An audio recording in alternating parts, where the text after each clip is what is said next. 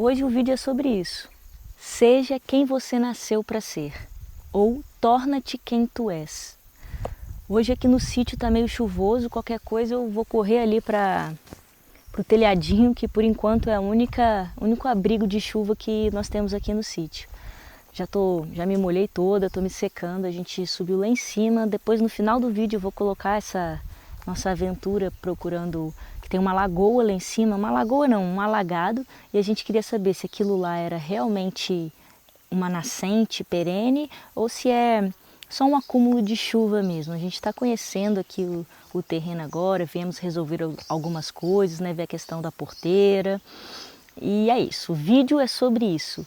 Torna-te quem tu és, ou seja quem você nasceu para ser. Essa frase, torna-te quem tu és, ela é atribuída a um poeta da Grécia Antiga, Píndaro, e ela traz essa mensagem, né, de você tornar quem você verdadeiramente é.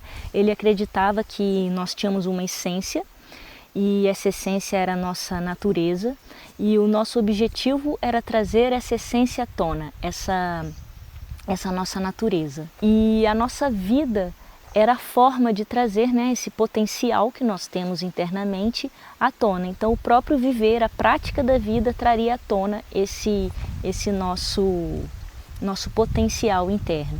Uma forma interessante, né, uma forma fácil da gente conseguir pensar sobre isso é pensando em uma semente. Eu encontrei aqui uma sementinha no chão, mas imagina que ela é uma semente de laranja, por exemplo, né? Uma semente de laranja, ela carrega todo o potencial de um laranjal, né? Porque se essa semente se desenvolve, ela cresce em uma laranjeira. Essa laranjeira dará muitas laranjas, centenas de laranjas, e dentro dessas laranjas terão mais sementes, e essas sementes têm a possibilidade de dar origem a outras laranjas, né, formando um grande laranjal. Então, dentro de uma semente tem a potencialidade de um laranjal inteiro, né, igual a potencialidade humana.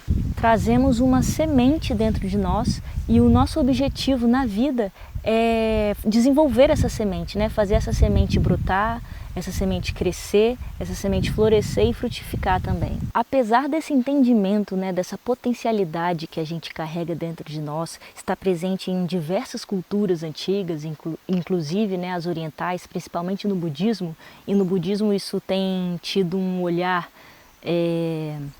importante da ciência e da neurociência sobre isso, que eu vou trazer um pouquinho mais adiante, mas apesar disso ser algo comum para essas tradições, para a sociedade ocidental atual, não é.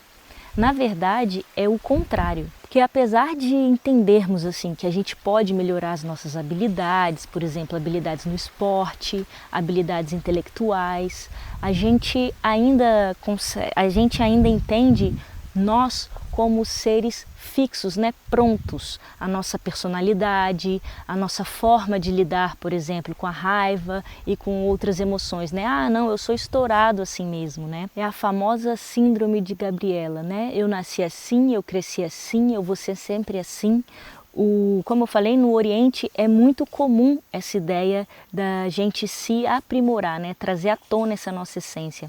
Então o Thich um mestre zen budista, ele tem muitos livros publicados, escritos, né, que são muito bons. Ele, num desses seus livros, ele traz um exemplo de uma aluna dele, uma aluna dos Estados Unidos com graduação, mestrado e doutorado, e que esse exemplo me marcou bastante, porque ela estava tendo diversas questões emocionais que ela não conseguia superar, e aí ele fala: você gastou tanto tempo na sua formação, né? Na graduação, no mestrado, no doutorado, e você não dedicou nada de tempo para o seu aprimoramento, para suas habilidades internas, para suas habilidades pessoais de lidar com a vida, né? Ele está dando a entender nessa história de que é possível a gente nos aprimorar se a gente dedicar tempo para isso. E essa pequena história assim me marcou bastante, porque eu, assim como a aluna do Thich, do Thich Nhat Hanh, do Thai para os mais íntimos, Eu também tenho essa jornada, né? Eu fiz 2 graduações, a licenciatura e o bacharelado, fiz mestrado, fiz doutorado, gastei mais de 10 anos, né, aprimorando as minhas habilidades intelectuais, mas quanto tempo eu dediquei para desenvolver minha inteligência emocional, minha habilidade de lidar com o outro, com os pensamentos que são... Que lindo passarinho que pousou ali! Com os pensamentos que são diferentes do meu, né? Quanto do meu tempo eu me dediquei a isso, né? O melhor, né? Quanto que eu dediquei para ser uma melhor pessoa para aqueles que estão em volta de mim, principalmente, né, para aqueles que estão mais próximos, para minha família. Quanto tempo eu dediquei a isso? Quanto tempo eu me dediquei ao foco, atenção consciente, essas questões que é chamado de soft skills, né? Quanto tempo eu realmente dediquei arduamente para me aprimorar nesse sentido, para ser melhor principalmente para aqueles que estão ao meu redor, né? Para minha família. Porque ser bom para o outro é fácil, né? É bem mais fácil do que ser bom para aqueles que estão perto da gente, convivem com a gente o tempo inteiro. Que geralmente a gente mostra para os outros o que a gente tem de melhor, né? E muitas vezes, como isso não está bem sedimentado dentro da gente, a gente não consegue fazer o mesmo para aqueles que estão dentro da nossa própria casa. E o próprio Thich Nhat Hanh fala isso, né? Depois que você conseguir desenvolver a comunicação amorosa, a atenção com as pessoas que estão dentro da sua casa, para a sua própria família, aí você vai conseguir ser melhor também para as pessoas do seu trabalho, para as pessoas da sociedade e para todo o planeta também. Por isso eu firmei um compromisso comigo mesma e eu estou firmando um compromisso com vocês agora também, de como eu me dediquei tanto tempo, né?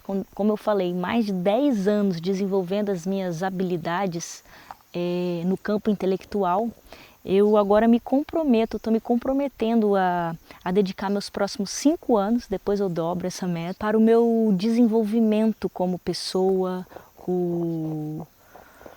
trabalhar a inteligência emocional, as emoções e me aproximar a cada dia 1% mais daquilo que chamamos, né, do ideal humano.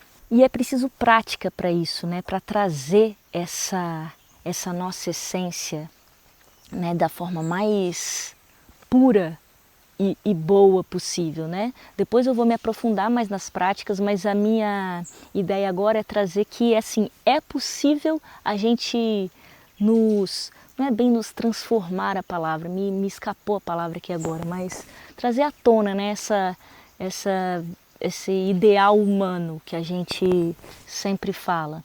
E é possível fazer isso através da prática. E nesse livro eu peço licença que eu vou ler uma passagem, né, que o Dalai Lama fala como ele trabalhou isso dentro dele e também, né, através das ideias da filosofia budista e também o que a ciência atualmente tem a dizer sobre isso.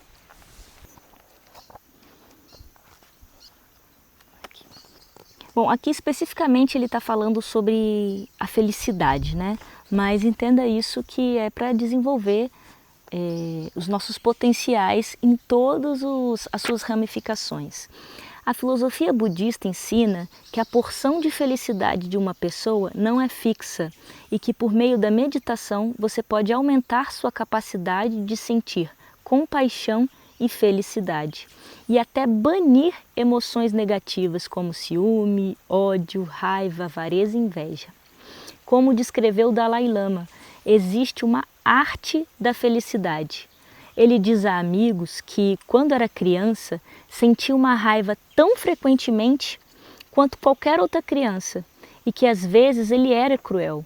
Mas depois de 6 anos de treinamento em meditação, essas emoções se apagaram, diz ele. Agora, não é que ele não tenha que suprimir o ódio, por exemplo. Ele nunca o sente. A ciência da neuroplasticidade rejeita a ideia de que as tendências mentais que levam a tanto sofrimento humano têm uma composição fixa em nossos cérebros. Ela também promete uma coerente explicação filosófica de como possa ocorrer algo parecido com a experiência pessoal de Dalai Lama, compartilhada por outros adeptos da meditação. Os circuitos cerebrais responsáveis por emoções negativas murcham e aquelas responsáveis pela compaixão e a felicidade se tornam mais fortes. A plasticidade dos circuitos da emoção no cérebro é o meio pelo qual o treinamento mental pode produzir duradouras mudanças físicas no cérebro e, por conseguinte, no estado mental e emocional da pessoa.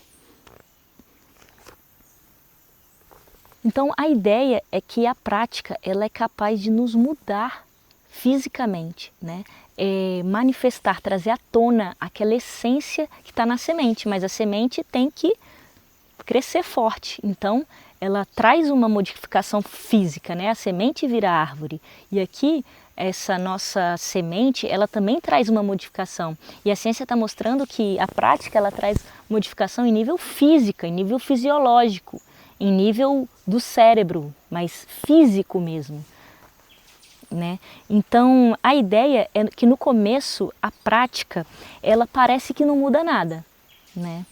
Depois, com o tempo, a prática, a gente começa a notar as mudanças no nosso modo de ser, mas é como se eles fossem e voltassem, né? Ora a gente consegue lidar melhor com uma situação, agir da forma como se é adequada, e às vezes a gente não consegue, né? Então fica esse vai e vem. E depois a prática ela se estabiliza, né? E as mudanças elas são constantes e duradouras, né? Sem flutuação. Aí nós temos os traços realmente alterados, né? A gente saiu da semente e começou a frutificar. Assim nós devemos praticar, né? Para trazer à tona o nosso verdadeiro eu, a nossa verdadeira essência, o verdadeiro ser humano, né? Aquilo que a gente chama de humanidade, ainda está em potencial dentro da gente. A gente ainda vê por aí muitos problemas fora, agravados ao redor do mundo, mas dentro de nós também, da nossa relação conosco mesmo e também das nossas relações mais próximas. No budismo, essa essência ela é chamada de natureza búdica ou a natureza original. Gente, passou uma borboleta azul linda. A natureza búdica, né? A nossa natureza original. Na Paideia Grega, que é uma obra enorme que fala sobre a educação integral da Grécia Antiga, a professora Lúcia Helena Galvão, ela tem uma palestra inteira sobre essa Paideia Grega. Ela consegue resumir muito bem sobre como que é essa educação para um ser integral. Eles também falam sobre essa questão de se atingir esse potencial de ser humano, né? A ideia é a busca pelo aperfeiçoamento. O cristianismo traz também essa ideia, né? Do Cristo em nós, né? Que ele cresça e eu diminua, trazendo essa ideia dessa essência se manifestar, esse nosso eu verdadeiro, sempre conectado com o que é realmente bom, com o que é realmente belo, né? Com a justiça. E o Zen, ele enfatiza essa ideia, né? De que nós devemos ter uma confiança firme na nossa natureza original, uma confiança firme e uma prática contínua também, né? Para trazer esse verdadeiro ser que nós somos, que nós nascemos para ser à tona. Então, nós devemos nos esforçar para atingir esse ideal, ainda que ele seja inatingível. E aí o budismo tem uma frase sobre isso muito bacana que eu já tinha anotado aqui há um tempão e eu queria só falar para vocês, né? Embora isso são afirmações, né, do Zen, nessa confiança e nessa firmeza dessa natureza original, né? Embora os seres vivos sejam inumeráveis, eu me comprometo a salvá-los. Embora os meus desejos sejam inesgotáveis, eu me comprometo a me libertar deles. Embora os ensinamentos sejam ilimitados, eu me comprometo a aprendê-los. E embora o budismo seja inalcançável, eu me comprometo a atingi-lo, né? Porque porque é possível nós o faremos, não é budismo. Nós temos que fazer mesmo o impossível, porque a nossa verdadeira natureza o exige. né? Isso nos tira daquela desculpa. Ah, não, isso aí é muito difícil, é difícil trabalhar a gente mesmo, trabalhar as nossas emoções, a nossa raiva, é muito difícil, né? A paciência, então não vou nem tentar. Não, mas a gente tem que estar comprometido com isso, embora seja difícil, embora possa ser impossível, eu estou comprometido em me realizar como ser humano, porque é exatamente isso que nós viemos fazer, né? Trazer ao mundo quem a gente nasceu para ser. Mas a frase torna-te quem tu és, ela não está completa, porque Píndaro falou, torna-te quem tu és, depois de aprender quem tu és, né? Então, para Píndaro, nós descobrimos quem somos primeiro e depois, com a prática, nós manifestamos isso em nossa vida. E aí o Nietzsche ele também usa muito essa frase, né? Torna-te quem tu és. Provavelmente ele pegou deste poeta grego e ele modificou um pouco, porque para Nietzsche ele tem uma visão de que não é apenas encontrar uma essência, né? Nós devemos esculpir a nós mesmos, né? Como se nós devemos nos criar, né? Enquanto Píndaro ele vai nessa ideia do a essência está dentro de nós. Eu tenho uma ideia eu tenho uma visão complementar, né? Entre esses dois, porque nós naturalmente nós temos tendências, inclinações, preferências para determinadas coisas, né? Eu, por exemplo, eu sou bióloga, eu tenho interesse na natureza das coisas, eu tenho interesse na natureza, eu tenho interesse na vida, de entender como a vida funciona, o sentido da vida, tá tudo relacionado a isso, né? A vida, a natureza, então eu tenho essas inclinações. Igual a semente, né, que eu trouxe. Igual a semente, né? Pensando que isso é uma semente de laranja, a semente de laranja, ela vai dar o quê? Uma laranjeira. Se isso fosse uma semente de maçã, ia dar uma macieira. Nossa, eu tomei uma picada aqui que meu dedo já está inchando, Jesus. Agora, a forma como essa laranjeira ou essa macieira vai se manifestar, né? Vai se desenvolver, isso depende do solo, né? Depende dos nutrientes, pode ser uma laranjeira pequenininha que não consegue frutificar, pode ser uma laranjeira grande, forte, que dá muitos frutos e que os seus frutos dão sementes que são, né, que formam laranjais. Então, isso tudo depende do solo e dos nutrientes e etc. E essa é a parte onde nós temos uma certa influência, né, que é a prática, que nós podemos nos esforçar a praticar, a trazer à tona o melhor de nós, não é isso? Então, isso depende de nós. A exuberância da nossa laranjeira depende de como a gente cuida, né, da nossa semente. A gente tem que trazer isso para a nossa vida também e ter a força, a coragem de trazer ao mundo a nossa essência na sua máxima exuberância, na sua máxima potencialidade, porque o que a gente traz também é importante para o mundo. E aí onde nós podemos agir, né? É na prática. Através da prática a gente consegue desenvolver essa nossa semente, né?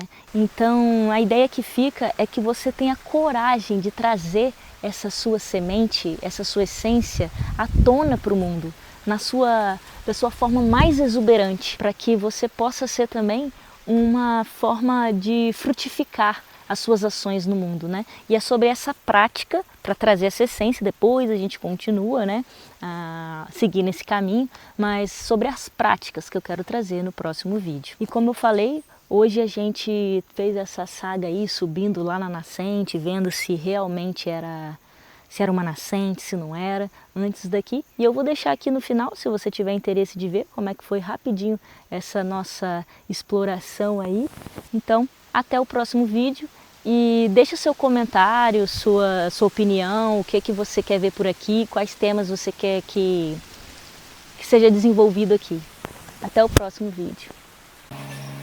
Bom, agora a gente vai subir lá na lagoa. Lagoa não, uma poça, alguma coisa que a gente quer saber se aquilo ali é uma nascente mesmo, perene, ou se é algo como a chuva acumulada ali.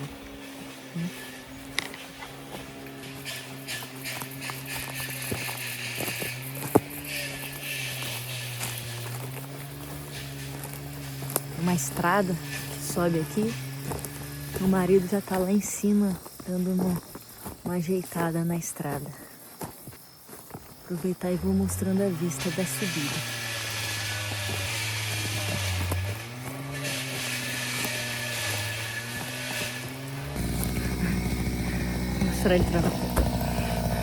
Mostrar ele trabalhando.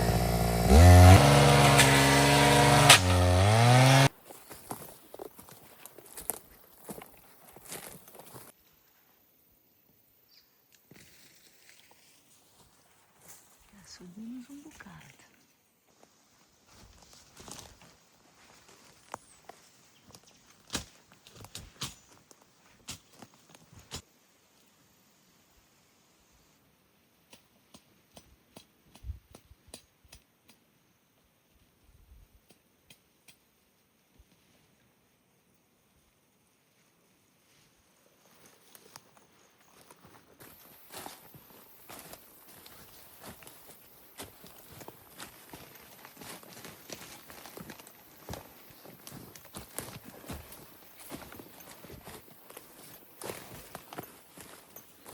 Depois de uma subidinha, uma andada aqui na mata, a gente chegou aqui nessa pedreira.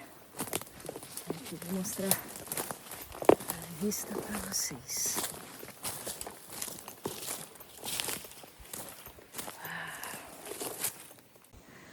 Aqui nós chegamos na pedreira, essa vista aqui panorâmica. Lá embaixo é onde eu costumo gravar os meus vídeos, lá naquela casinha. E aí, se a gente olhar aqui um pouquinho, lá atrás dá até pra ver a praia, de tão alto que é aqui.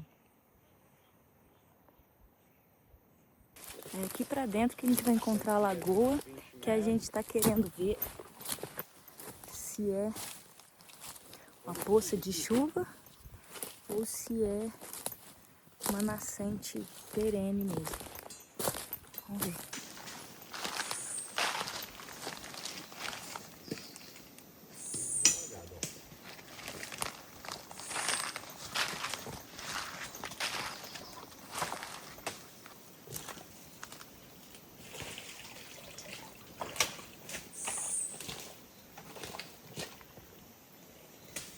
Rodamos tudo lá, vimos que tem bastante água assim, uma área razoavelmente grande e alagada, mas não conseguimos descobrir se aquilo ali é tipo um acúmulo de chuva ou se é uma nascente mesmo, perene ali. Se ali tá brotando água. Cenas para os próximos capítulos, isso aí.